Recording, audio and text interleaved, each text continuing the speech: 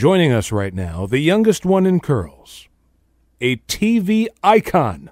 And when I originally set out to put this hour together, I said I have to have Susan Olsen on the show because it's my firm belief that, Susan, you are the hippest Brady. Oh, absolutely. Well, you appeared in an Elvis movie. You know, that's pretty hip. 1969's The Trouble with Girls. Now, you were a teeny tiny thing back then, so I don't know if you remember anything from that experience. Oh, yeah. Actually, I should have had a much bigger role. I went on many auditions. At the time, you know, I was just a kid. I didn't like Elvis. You know, I was a big old Beatles fan. And I was 6 years old. And at the last minute, they decided that maybe I might be just a little too young to memorize all the lines and all the dance moves and the songs, because I would have had to sing and dance with the king, too. Right. And so they decided to hire Buffy from Family Affair, who was about 2 or 3 years older than me, the same size, and looked just as young. So she got that part, and the director liked me so much, he wanted to use me in some way. So they had me sing one song in the film. And I did get to meet Elvis. And even though I wasn't a fan, I must say, I was thinking, well, you know, all these women were screaming. Sure. All the mothers, because there were a lot of children on the set. And their mothers all went crazy. And so I thought, well, you know, I ought to go over there and get his autograph, too. And when I got up to him, I looked at him, and he had these piercing, beautiful blue eyes and, you know, jet black dyed hair. And I must say, I was taken aback, and I went, oh, that's why everybody loves him. Now you get it, right. Yeah. I mean, he had that thing. And I wasn't looking for it either, because I was like, oh, okay, I guess I'll get his autograph. But, whoa, wow, he's cool. Now, if only they had put your song on the soundtrack album. Could you imagine how much money? That would be nice. Yeah, that would have been incredible. That thing's lost to time. I might actually have made money off of one of my jobs. Wow, what a novel idea. You know, speaking of music, it's no secret to anyone who is a fan of the Brady Bunch that the kids on the show recorded albums. Yes. And I'm wondering if the music that the Brady kids made dovetailed with your own personal musical tastes. Not really, but I don't know, I still really enjoyed it. For some reason, I loved being on concert tour, and I loved performing live, and I kept hoping. My mother kept, like, dangling a carrot in front of me. She kept saying, look, you know, as you guys progress with your music, you can shed that goody two-shoes image, and you can start doing more hard rock. Now, looking back on that, I don't think Mom believed that for a second. But that was just her way of saying, yes, Susan, yeah, keep working at it. Don't worry, sooner or later you're going to be able to do some Rolling Stone songs. So keep at it. I will say that you are partly responsible for one of the weirdest records in my collection, which is the Brady Bunch version of American Pie. Oh, yeah. You know, it's almost like someone said, you know what, the Mike Curb congregation is not cheerful enough.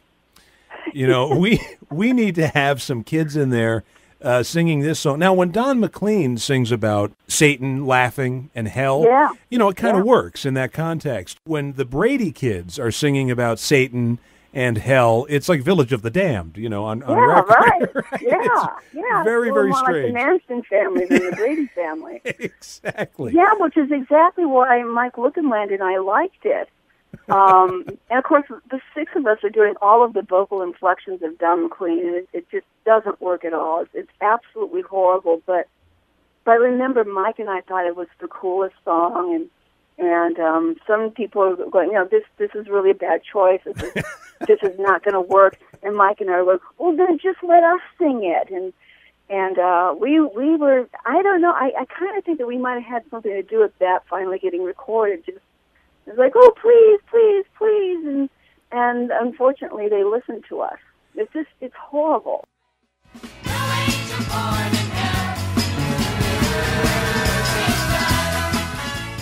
One of the strangest records I own. We're talking to Susan Olsen, who played the part of Cindy Brady on the Brady Bunch. And I always found it interesting that Robert Reed, aside from being your TV dad, almost functioned like a real dad. He would take the cast, all the kids, on like family vacations all around the world. Well, and in all fairness, you think Florence would have been sick of us. She had her own 4 kids at home, Right? but she would have us over for sleepovers because we were all friends with her kids. Her son Robert and I have birthdays that are only days apart, and she would have combination birthday parties for us. So, she did it too. We really had a loving family. But with Bob, I think, and I've said this to his daughter several times, her mother had taken her away. She lived in Chicago, I believe, at the time. And he didn't see her. Mm. And he really liked being a dad, and he really wanted to be a dad. And I think that all of the big hole in his heart that was left when she left, I think he filled it with us. And I think that we got a lot of the love that he wanted to give her. Hmm. And he was a good dad. I mean, he really was a good dad. We could go to him and ask him for advice. Right. And it was good advice. So it's like life imitating art. Oh, yeah. I mean, actually, people say, well, it's so unrealistic. Your kids got along too well. I mean, it's like, you know what? The only difference between the cast and the show is that on the show we fought. The cast didn't fight. Right. So we all got along actually better in real life than we did on the show. Of course, we didn't have to share a bathroom. Right. Well, yeah, that's true. As Mike Brady's such a great architect, only one bathroom that made for 9 people. Yeah, no toilet even. What's interesting, I read Barry's book when it came out. Mm-hmm. And this will lead into the book you contributed to not too long ago. And he talked about, and he reproduced these memos that Robert Reed had about establishing credibility. I mean, he was very against a lot of the storylines. Yeah. And when you read them the way that he's described them, I agree with him. I read this. He's making a very compelling argument. And I think about that, and I think about his intention to inject some reality and some dramatic sense to some of the things that are happening. And yet, in the Brady Bunch Variety Hour, which would seem to be the complete polar opposite of anything that he would be interested in, he was totally gung-ho for doing that. You bet. He's like a pig in the mud. He's just having a blast. I was talking about this last night at the Improv, and I told the audience, go home and Google Brady Bunch Variety Hour Christopher Columbus sketch. And it's Robert Reed playing a, shall we say, mentally challenged version of Christopher Columbus. And he is freaking hysterical.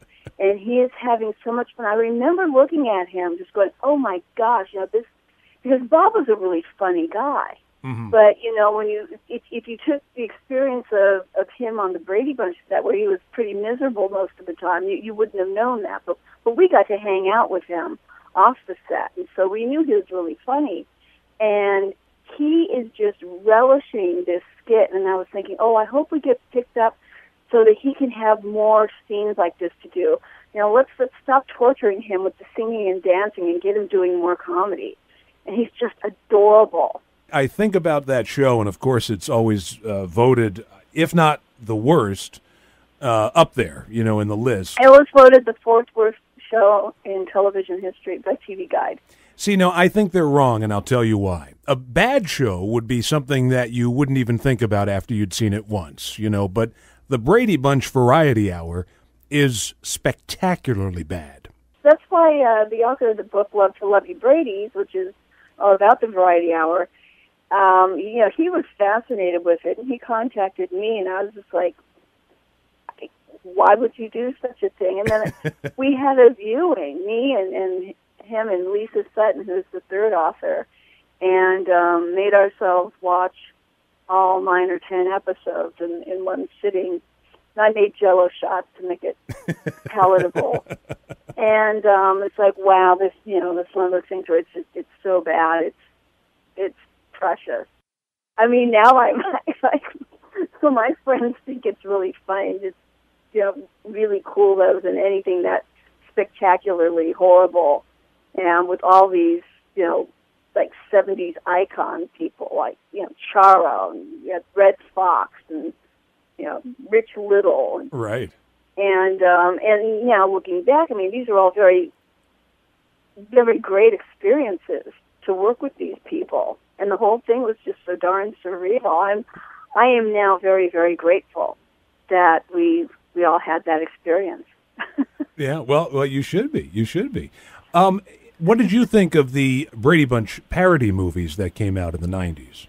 The first one was brilliant, and it finally it was almost like it was a healing thing, because it finally established a level of cool to us that has continued. There's now I meet people that I admire, and they turn out to be fans, and for years we were held responsible for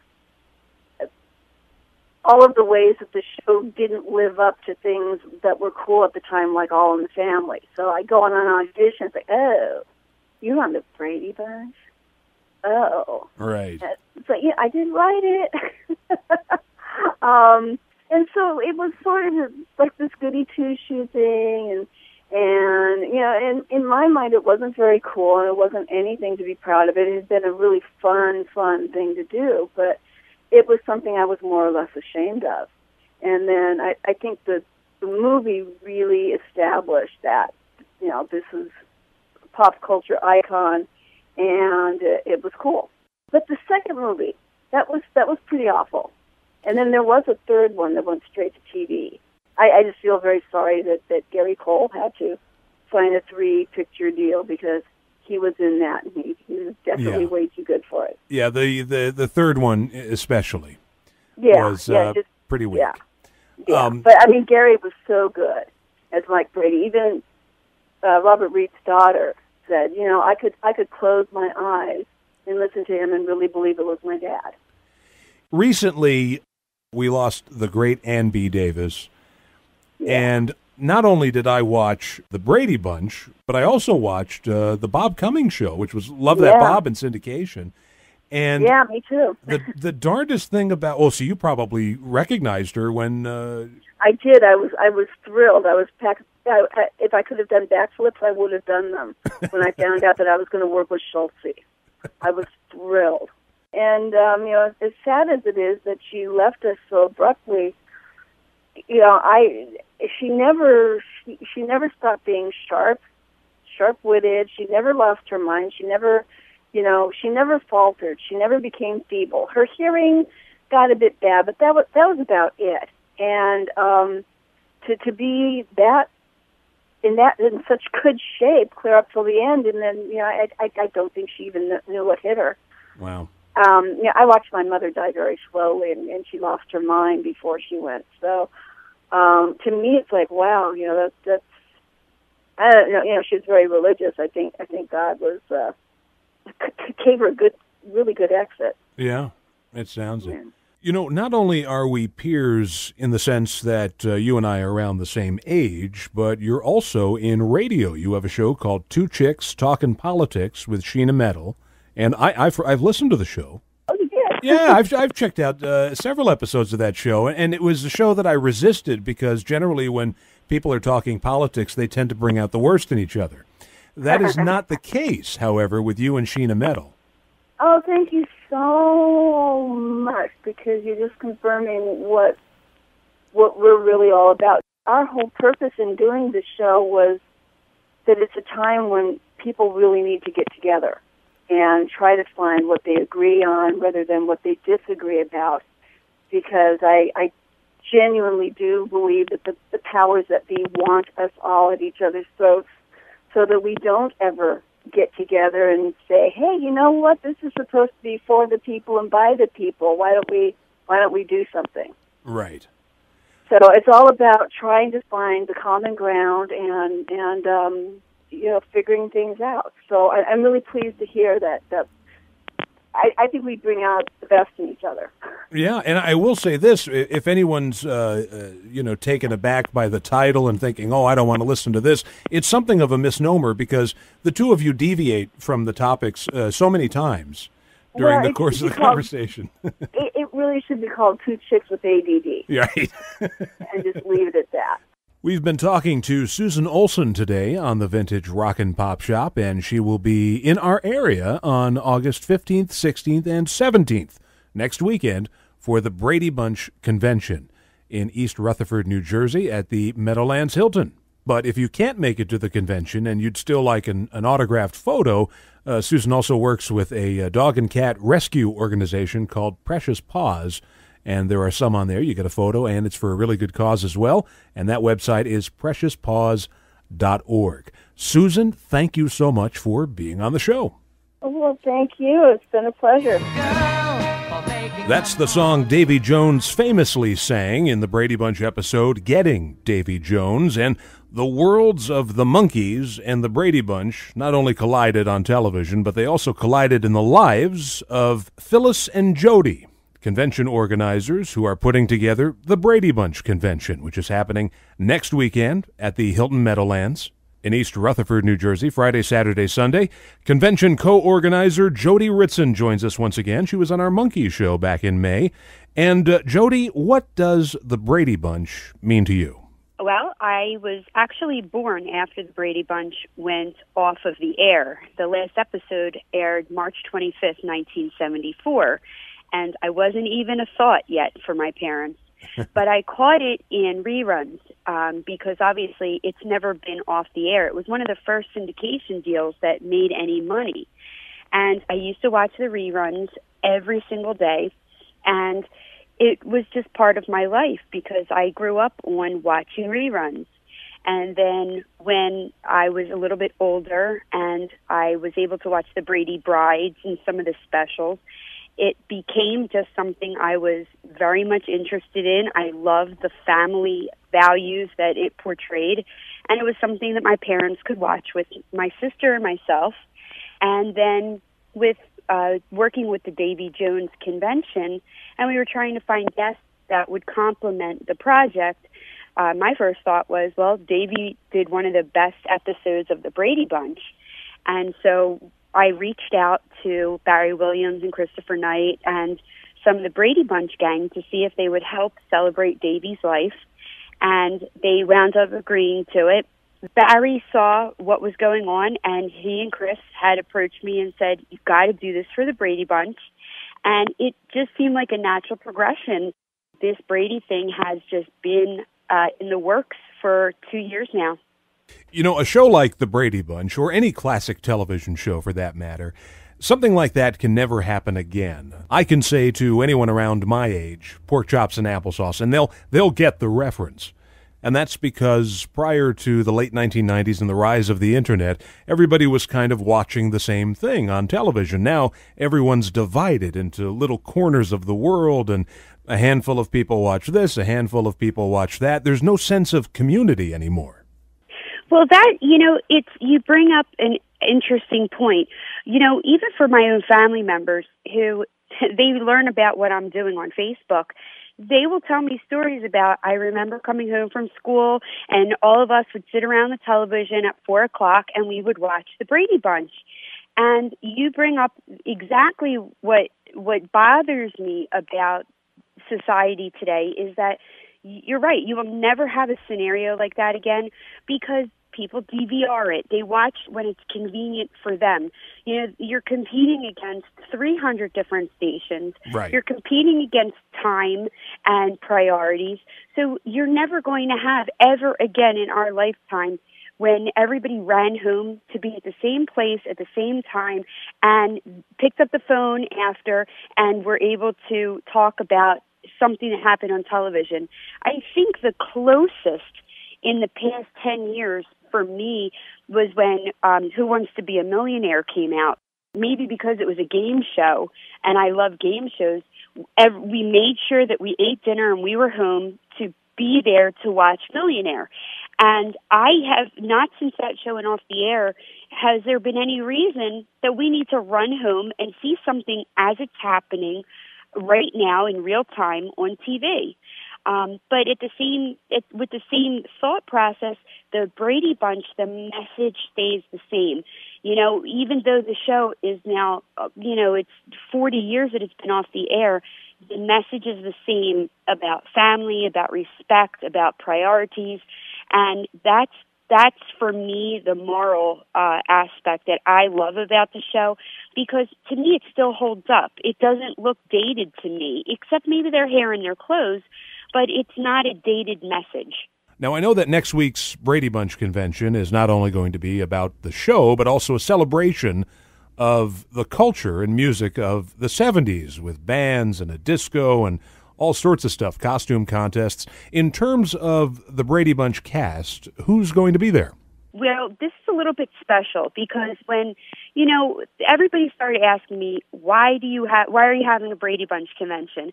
And at first it was just like, I don't know, because it was a good idea, because this is just what I want to do. Right. But when I was doing some research, what I had found was, oddly enough, it's the 40th anniversary that the show went into syndication, which is when all of the people of my generation caught their first glimpse of the Bradys. But oddly enough, it's also the 20th anniversary of the movie, the Brady Bunch movie. Right. So we decided we were going to do everything Brady. From the original TV cast, we have Christopher Knight, Barry Williams, and Mike Lookinland. So that's Greg, Bobby, and Peter. Right. We have Susan Olsen, who played Cindy. We have Robbie Rist, who played Cousin Oliver. We have a woman named Debbie Storm, who was on one of the most beloved episodes called The Contender, and she played a character named Molly Weber when Marcia gave her a makeover. Right. And she's coming in from California. We have Karen Richmond, who, when the Bradys got married, and they had the spin-offs, the Christmas episodes, and all the spin-offs that they had, she played Nora, who was Greg's wife in the movies and the TV show.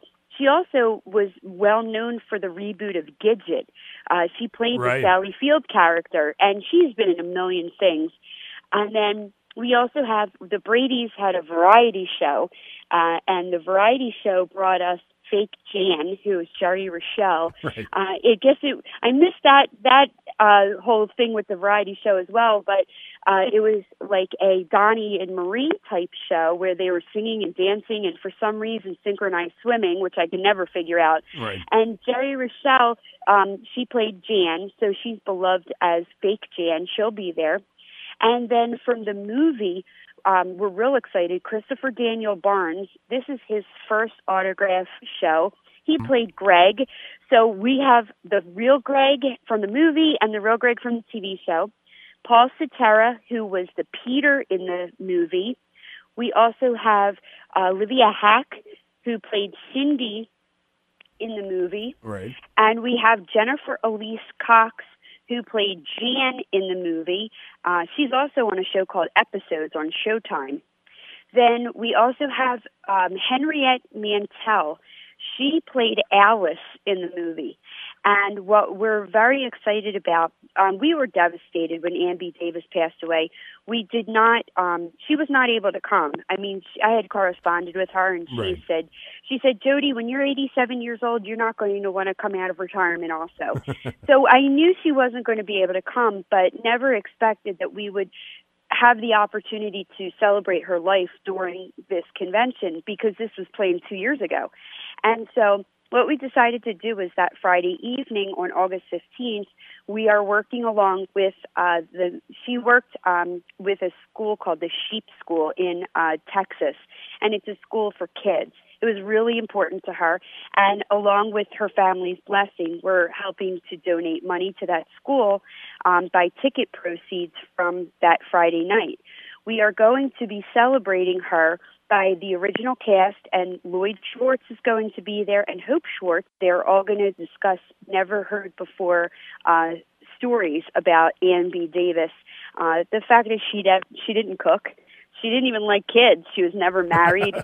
Little things that we would never have normally been, privy to information-wise. And we're going to be donating to her. And Henriette Mantel is going to open up the show for us.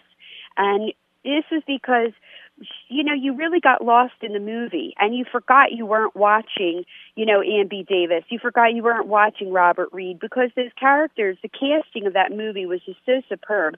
So we're going to have Henriette open it up and tell us what it was like for her to play such an iconic character. And then we'll go into the original cast, talking about what it was like to know Ann for all the years that they did. Well, so that's quite a lineup, and Yes. And quite a lot of activity happening as well. And I don't know if you mentioned it, Barry Williams is doing a show. I talk so much that I actually did not. What we're also going to have on Saturday, August 15th, starting at 5 o'clock, we're going to have a Q&A with all of the original cast members of the Brady Bunch. Then, after that, we have a comedian who's coming in from Ontario, Canada, who is going to do her comedy show, My Very Brady Life. And then after that, we're going to have Barry doing his Growing Up Brady show, where Barry's going to do all the songs from the Brady Bunch. Right. He's going to become his alter ego, Johnny Bravo. He's going to pull out the jacket, and he's going to teach everybody, because it's a totally interactive weekend, how to do the dances for Sunshine Day, Keep On Moving, and all the things that all of us had done all these years when we thought we were goofy. Now we'll be goofy in front of a couple thousand people. Right. It's really a great experience.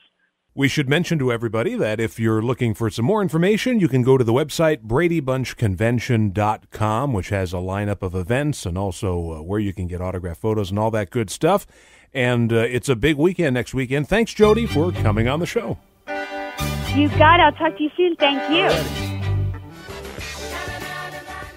The kids from the Brady Bunch with A Time to Change, a very memorable song from a memorable episode where Peter's voice is changing, hence the song title. Someone else who's appearing at the Brady Bunch Convention next weekend doesn't really have that much of a connection with the Brady Bunch, other than when the show first went on the air, he had the #1 record in the country. Gary DeCarlo joins us now. And Gary, I've got a lot of fans of doo-wop who listen to this program, and you were in a vocal group called the Chateaus, who recorded for Coral Records. Is that correct?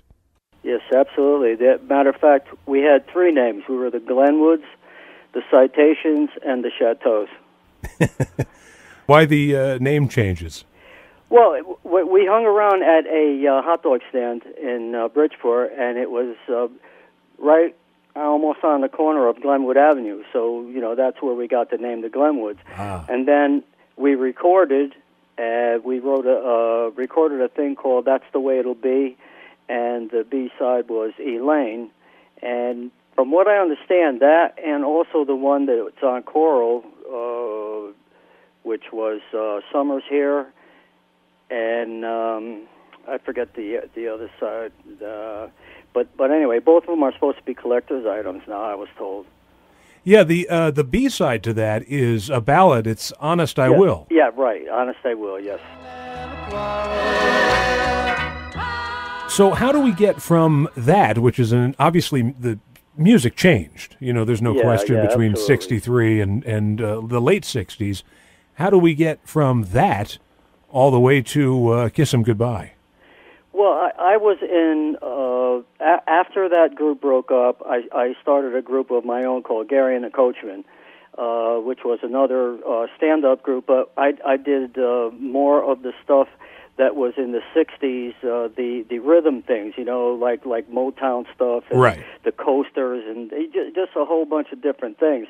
And then from that, I went into having my own band, which was a horn band, and from that band, I went into a band called the Orchids, which was another horn band, very similar to like what Tower of Power is, but right. but we were, we did a lot of cover stuff because we didn't do originals, but it was an excellent band, very, very good.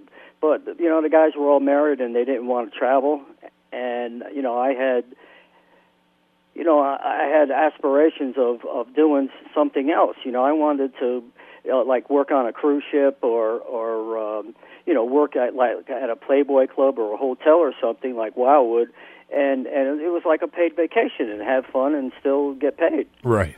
And they couldn't do it, so that's when I started saying, well, I'll try to continue my writing and get involved in trying to produce and stuff. So I wound up doing a couple of things. I went into New York City, and I was door knocking, and I bumped into Paul Lecca at Buddha Records. He was there with Bob Reno, and I had known Paul since we were like 14 years old or so, 14, 15 years old from Bridgeport. Right. And I said to him, hey, he goes, hey, what are you doing? I said, I just recorded something, and I said, I'm trying to shop it around. So we talked for a while, and he said, when you come in, let me know. So that's what I did, and we started hanging around together a lot. He would bring me to his sessions, and if he was writing, for example, or arranging something, I would sit in the office and listen to him and stuff. And eventually I said to him, look, I said, would you be interested in doing something? And he said, yeah. So I said, great. So, I had to wait because he had a stable of other people that he was doing Peppermint Rainbow at the time. And I'm not sure if he was doing Leslie Gore. I think he was. Mm-hmm. But anyway, Bob Reno, they left Buddha Records, and Bob became vice president at Mercury Records. And because of that, he wound up getting office space, and that's where Paul was located, which started Heather Productions and Heather Music, Big Heather and Little Heather, which was, one was BMI, one was ASCAP. And that's where the whole thing started for Nana. That's how Nana basically was born. Nana was written probably in the early 60s. It was called Kiss 'Em Goodbye, and it was a blues shuffle. It didn't have the chant in it at all. When we went into the studio that night to do it, I had cut 4 sides for Mercury, and my A side was supposed to be Working on a Groovy Thing by Neil Sedaka.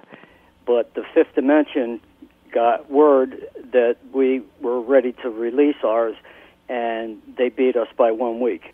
So, I was stuck, because that was my A side. I really wanted that to be my A side. It's a great rendition, too. I've heard it. Yeah, I felt that it was really good.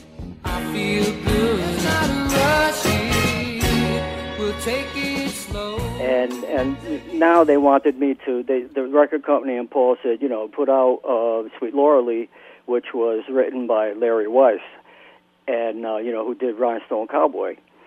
And, it was a nice song, but it was a ballad, and I really didn't want to lead with a ballad. But that's what they wanted, so we needed a B-side now for Sweet Laura Lee. So that night that we went into the studio, he took one of the drum tracks from another of the 4 sides, which was another Neil Sedaka song called Sugar. And that was the drum loop for Nana. Wow. Everything was added onto it. There's no bass on it. There's no guitar on it. There's just piano and organ overdubs with vibes on it. And I played percussion on a board that Paul held up to the microphone. And the chant, as we were going over the song, Paul had just the chant going, na na na na, na na na na na na na, goodbye. So when he went through it the second time, I threw the hey heys in, and it worked. Right. And that's the way we went in at 7 o'clock that night, and by 5 in the morning, it was just the way you hear it on the radio, except it just had to be mastered. That song comes out, it's a huge hit, and yet it's, not only is it credited to a fictitious act, which happened all the time in the 60s, but there was also a band that wasn't you, no, and it wasn't anyone. Were hired. They were hired as a road group, but unfortunately they got the credit, and they also got the publicity. They got the pictures taken, and they were on the album and everything. My picture was on the back of the album, So most people at that time, nobody believed that was me singing. That's the only thing I sang vocal as far as the lead on there. I sang backgrounds and everything, but I didn't sing any more lead vocals, because what happened was Paul wanted me to sing the entire album and have them take the credit for it. And I said, no way. I said, I'm not going to do that. So the way that it was written up was that I felt that I was too good, and that, I didn't like Nana, and that I walked away from it because I was embarrassed and everything. That is so far from the truth, it's unbelievable. Yeah, well, of course you'd be proud of that song. Absolutely. You'd have to be a moron not to be proud of that. Well, number one. God, it's going into its 45th year. December 6th, it'll be 45 years. It's still going. It's used for commercials. It's in movies. I can't even begin to tell you what it feels like. I still get pumped up when I hear it being played, and when I see people dancing to it or just having a good time. It's why I do what I do. It's also become something of a sports anthem. Your only competition in that category is the group Queen. I think it's between the two of you. Yeah, that's it. Yeah, absolutely. Yeah, we are the champions. We will rock you. Yeah, absolutely. I think we were voted the top, one of the top 5 of all time sports songs, along with the Queen. Now, I think at this stage of the game, I think people are coming around, or they're a little more cognizant to the fact that it's you, and that there was no actual group called Steam. Right. And that's got to be somewhat gratifying, too, after all these years to finally get some recognition for that. It is. Believe me, that was eating at me for many years, and I wouldn't even tell people because then I had to go into the story and to give an explanation of why I wasn't on the road with it. And, it was...